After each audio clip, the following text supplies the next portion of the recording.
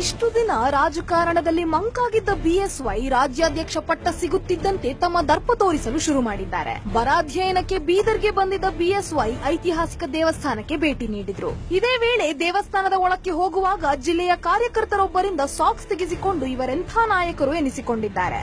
ಸ್ವಾಭಿಮಾನಿ ಮಾಸ್ ನಾಯಕ ಎನಿಸಿಕೊಂಡಿರುವ ಬಿಎಸ್ ಯಡಿಯೂರಪ್ಪನವರು ಈ ರೀತಿ ಮಾಡಿದ್ದು ಜಿಲ್ಲೆಯ ಜನರಿಗೆ ಬೇಸರ ಮೂಡಿಸಿದೆ.